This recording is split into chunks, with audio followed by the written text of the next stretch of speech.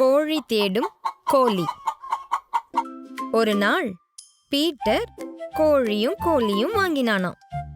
அவன் அடிக்கடி நண்பர்களோட கோழி விளையாடுவானாம். பீட்டர் கோழிய சுட்டி அப்படின்னு கூப்பிட்ட உடனே கோழி எங்கிருந்தாலும் கொக் கொக் கொக் கொக்னு ஓடி வந்துடுமா. பீட்டர் போய் கோழிய எடுத்துட்டு வான்னு சொல்லுவானாம். கோழி எங்க இருந்தாலும் கோழிய கண்டுபிடிச்சு எடுத்துட்டு வருமா. கோழி கோழிய ரொம்ப அழகா எடுத்துட்டு வருமாம். ஒவ்வொரு தடவையும் கோழி கோழிய கண்டுபிடிச்சு எடுத்துட்டு வந்து பீட்டர் கிட்ட கொடுக்குமா.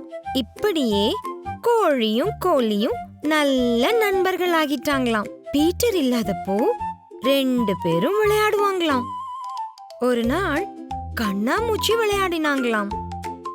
முதல்ல கோழி கண்ணை மூடி 1 2 3ன்னு எண்ணிச்சான். அப்போ கோழி நான் அங்க ஒளிஞ்சுக்கிறேன் அப்படின்னு சொல்லி குர்ருன்னு கோலத்து மேலேயே உருண்டு ஓடிச்சான்.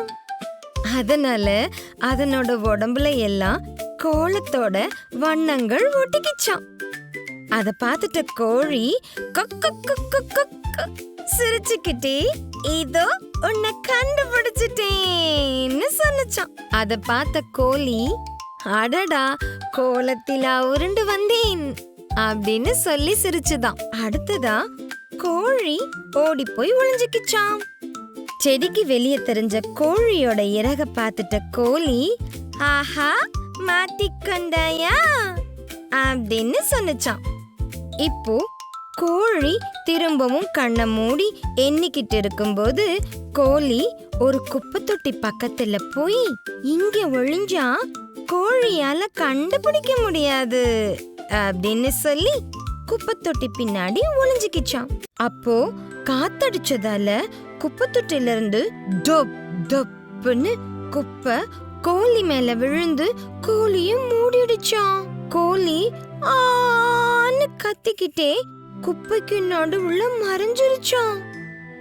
கோழிய கண்டுபிடிக்க வந்த கோழி நண்பா நண்பா எங்க இருக்க அப்படின்னு இன்னும் தேடிக்கிட்டே இருக்குதாம்.